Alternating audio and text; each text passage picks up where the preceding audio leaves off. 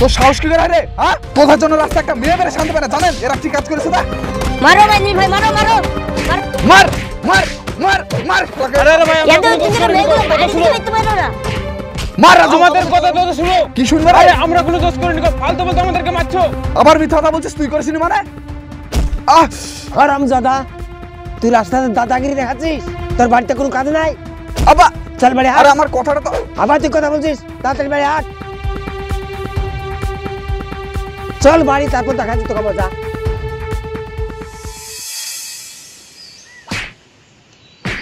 শুনছো বাড়ি হাট। কি ব্যাপার চাচা, ছেলেটাকে এভাবে মারতে মারতে নিয়ে এসো কেন? মারবে না তো কি করবে? হ্যাঁ, আমাকে এখন বুঝাইতে গেলে জোর সাজতে হয়েছে। জ্বরে গা আমি মাঠ ঘাটের কাজগুলা করে আসলাম, আর হারামজাদা রাস্তাতে মস্তানি দেখে বেড়াচ্ছে। তাই বলে একটা সিয়ানা ছেলেকে রাস্তাতে এভাবে মারতে মারতে নিয়ে যাবা? না মারলে হবে না। বাড়ি নিয়ে গিয়ে ভালো করে বুঝে বললি তো হয়। ও কত বুঝাচ্ছি, তোমাকে তো জ্ঞান দিতে হবে না। এই তোমাদের সাথে বেরিয়ে তো আমার ছেলে খারাপ হয়ে গেল।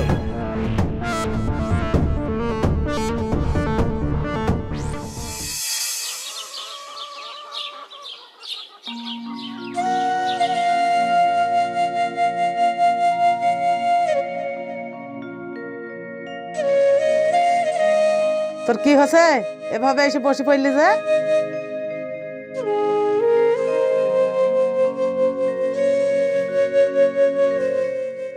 তোমার ছেলের কি হয়েছে গো? এইভাবে এসে বসে পড়লো? কি হবে? তোমার ছেলে আর মানুষ হতে পারলো না। এত করে বললাম লেখাপড়া শিখ, লেখাপড়া শিখলো না। ওই রাস্তাতে লোকের সাথে ঝামেলা করে বেড়াচ্ছে। ওকে একটা ব্যবসা করে দিলি তো হয়। কি ব্যবসা করে দিবে? দোকান খুলে তোর মতন আমার ক্ষমতা আছে? বয়স হলে সব ঠিক হয়ে যাবে, লাও বেশি বইকো না গো। যদি ইচ্ছা থাকতো কিছু না কিছু করে ফেলতো। বাপের হোটেলে আর কদিন এইভাবে বসে খাবে? ঠিক আছে, সিয়ানা ছেলেকে আর বইকো না।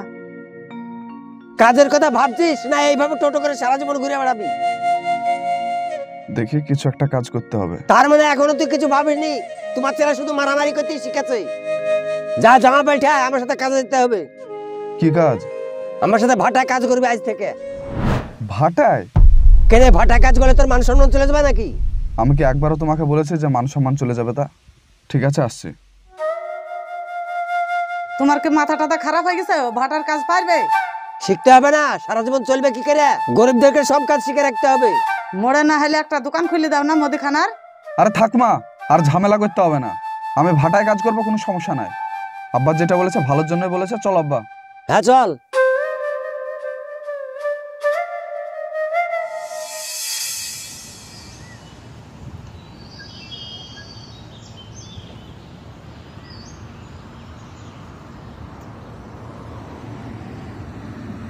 সরি ভাই, আমার জন্য তোকে মার খেতে হলো।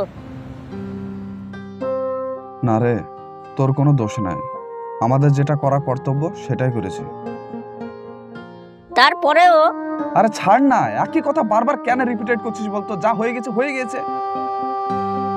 চাচা কিন্তু ঠিক করলো না, অন্তত পক্ষে তোকে একবার জিজ্ঞেস করা দরকার ছিল। আব্বাকে নিয়ে কিছু বলিস না রে। আব্বার যেটা করা কর্তব্য সেটাই করেছে। আমি খারাপ কিছু তো বলছি না, অন্তত পক্ষে একবার জিজ্ঞেস করতে পারতো ব্যাপারটা কি। আরে রাস্তায় ওভাবে ছেলে মারামারি করছে, তো বাপে মারবে না তো আদর করবে নাকি? আজ অনেক মান সম্মান বেড়ে গেল, তুই এত মার খাওয়ার পরেও একটা কথাও বলিসনি। বাপ মাকে যে কষ্ট দেয় না, আল্লাহ তাকে মাফ করে না। এই কথাটা তুই সারা জীবন মনে রাখিস। তাহলে থাক, বই গেলে তোর সঙ্গে আমি দেখা করছি। হ্যাঁ ঠিক আছে, তুই বাড়ি যা, আমি চায়ের বিল দিয়ে আসছি। সাবধানে যাস।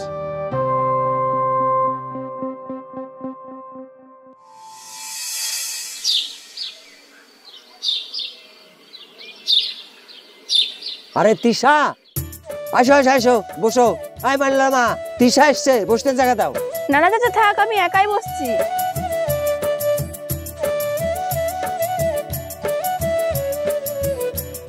তো হঠাৎ কি মনে করে আমাদের বাড়িতে? কেন চাচা আসতে পারি না? আরে চিচি, এটা তো তোমারই বাড়ি, তোমার যখন খুশি তখন আসতে পারো। তবে চাচা আজ এসেছি একটা কাজে। কি কাজ? কিন্তু আপনি মাইনুল ভাইকে মেরে কাজটা একদমই ঠিকই করেননি। সেদিন মাইনুল ভাইয়ের কোনো দোষই ছিল না। দোষ ছিল না মানে? রাস্তায় গুন্ডাগিরি করে বেড়াচ্ছিল, দোষ ছিল না? আর বাপের মানুষ সম্মানের কথাও একবার ভেবেছে? হ্যাঁ চাচা বুঝেছি, কিন্তু সবটা আমার জন্যই হয়েছে। মানে? হ্যাঁ চাচা, আসলে সেদিন ব্যাপারটা হয়েছিল, কই দাও।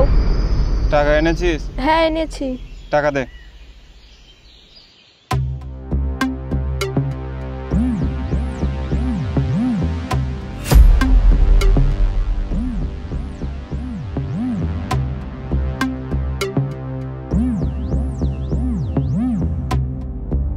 এই সাইনা শোন এদিকে। হ্যাঁ বল, তুই ওদের কাছ থেকে কি নিলি রে? কই কিছু না তো। আমি কিন্তু সব দেখেছি। কেন তোর সব কথা বলতে হবে নাকি? তুই বলবি না আমি প্রিন্সিপালকে গিয়ে বলবো?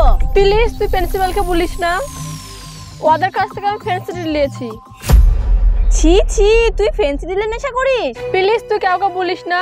কাউকে বলবো না মানে? আমি তোর আব্বাকে বলবো আর প্রিন্সিপালকে কিও বলবো। তো আমি হাত ধরে বলছি তুই আমার আব্বাকে বলিস না, তুই তো আমার বান্ধবী হোস তাই না? আচ্ছা ঠিক আছে, আমি তোর আব্বাকে বলবো না, কিন্তু দেখ তুই ওই নেশাগুলো আর করিস না। আর আমি দেখছি ছেলেগুলোকে কি করা যায়। তুই যদি প্রিন্সিপালকে বলিস তাহলে আমার কলেজ থেকে বের করে দিবে। আচ্ছা ঠিক আছে, আমি বলবো না, এখন তুই আমার সঙ্গে চল। ঠিক আছে।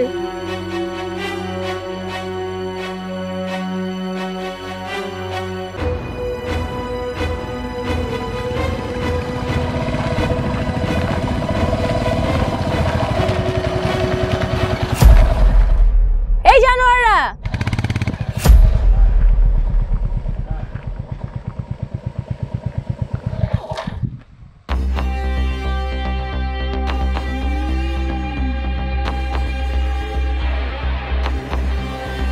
সোনা ময়না পাখি, পড়তে গিয়েছিলে না, পড়ে বাড়ি চলে আসবা। বেশি বিপ্লবী করতে গেলে না পুরো সেটে দেবো। কথাটা মনে থাকে, আজ তোর অন্য টেনেছি, কালকে অন্য কিছু টানবো, তখন মুখ দেখাতে পারবি তো? কি হলো, মনে থাকবে তো? কি হলো, কিছু বলছিস না যে? মনে থাকবে তোর? হ্যাঁ মনে থাকবে। বেশ ভালো কথা, আজকে অন্যটা নিয়ে গেলাম, খুব সুন্দর গন্ধ তো। এই চল।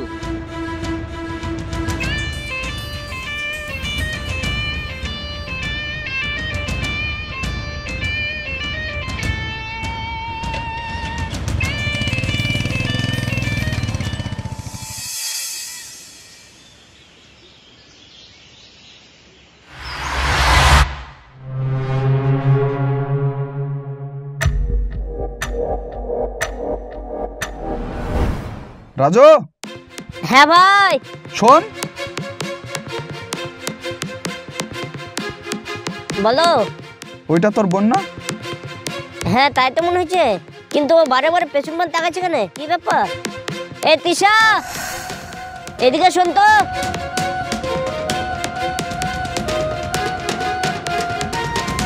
কি ব্যাপার, তোকে এরকম লাগছে কেন? কেউ কিছু বুঝেছে নাকি? এ রাজু দাঁড়া তো। তিশা, এখানে বসো তো তুমি, এইদিকে এসো। কি ব্যাপার, তোমাকে এত টেনশনে লাগছে? কেউ কিছু বলেছে নাকি? যদি কোনো সমস্যা থাকে নির্ভয় বলতে পারো, বড় ভাই হিসাবে। কেউ কিছু বুঝেছে নাকি বল? এই চুপ কর তো। ছোড়া চিল্লে চলে যাচ্ছে সে তখন থেকে। বলো, কোনো সমস্যা নাই। আমি যখন কলেজ থেকে আসছিলাম তখন দুটো ছেলে আসে আর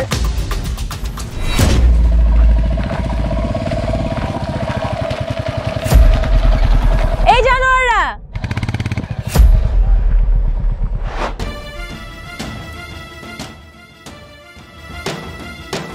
পড়তে গিয়েছিলে না, পড়ে বাড়ি চলে আসবা। কথাটা মনে থাকে, আজ তোর অন্য টেনেছি, কালকে অন্য কিছু টানবো, তখন মুখ দেখাতে পারবি তো?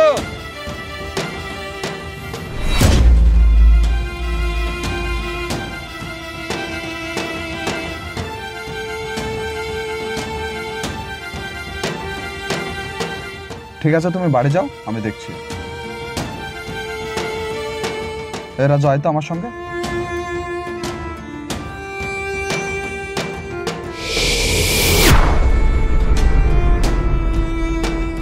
দেখিছো, আমার ছেলে কোনো ভুলই করেনি। তুমি না জানি লোকের সামনে ছেলেটাকে ধরে ধরে মাইলা। তুমি বাপ হয়েছো বলে ছেলের মাথাকে কিনে লিছো নাকি? কথাটা ঠিকই বলেছো গো মাইনুলের মা। আমি না বুঝে ছোড়াকে মেরেছি, আবার ভাটায় কাজও করে লিয়েছি। চাচা ভুল তো মানুষ মাত্রই হয়, আপনি আর মাইনুল ভাইয়ের উপর রাগ করে থাকবেন না। আমি যে শুনলাম আপনি মাইনুল ভাইকে মেরেছেন, তাই আপনাকে আর এই বিষয়টা না জেনে থাকতে পারলাম না।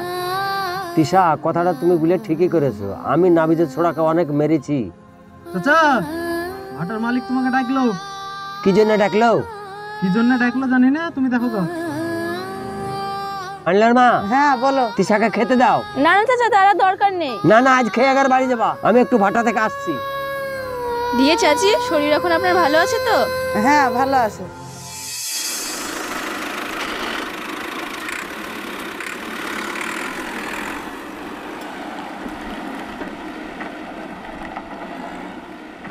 ভাই আমাকে কি জন্য ডেকেছেন বলেন। কাল আমার অজান্তে ভাড়া থেকে একটল ইট গেছে, সেই ইট কোথায় গিয়েছে? আমি তো কিছুই জানি না, আমি কাল দুপুর পর থেকে ভাটায় ছিলাম না। সব জানেন, কিন্তু আপনি আমাকে বলছেন না। ভেবেছেন আমি জানতে পারবো না? না, কি জানার কথা বলছেন? আমি তো কিছু বুঝতে পারছি না। তুমি খুকা খাচ্ছ আমার কাছে, না কিছু বুঝতে পারছো না? কতদিন থেকে তুমি আমার ভাটা থেকে ইট চুরি করে বিক্রি করো? তোমার লজ্জা লাগে না? বিশ্বাস করেন ভাই, আমি এসব করিনি। অন্য কেউ করতে পারে, আর আমি ভুলেও এসব কথা ভাবিনি। তুমি আমার সঙ্গে নাটক করছো না? তোমাদের মতন ছোট লোককে আমার খুব ভালো করে চেনা আছে। একটু মুখ সামলে কথা বলেন। হ্যাঁ, আমরা গরিব হতে পারি কিন্তু চোর না। এরপরে যদি আপনি একটা খারাপ কথা বলেছেন তাহলে আপনার জিপটের নামে বার করে নেব। তোর এত বড় সাহস, আমি কি করতে পারি তোর জানিস? আপনি আমার কিছুই করতে পারবেন না। এরপরে যদি আপনি একটা কথা আমার আব্বুকে খারাপ বলেছেন তাহলে আমার থেকে খারাপ কিন্তু কেউ হবে না। তোদের দুই বাপ বেটাকে আমার ভাড়া থেকে এক্ষুনি বের করে দেবো। আরে আপনি কি বার করবেন? আমরা নিজে চলে যাচ্ছি। তোর এই ভাটা পায়ের তলায় রাখি, চলেন তো আব্বা।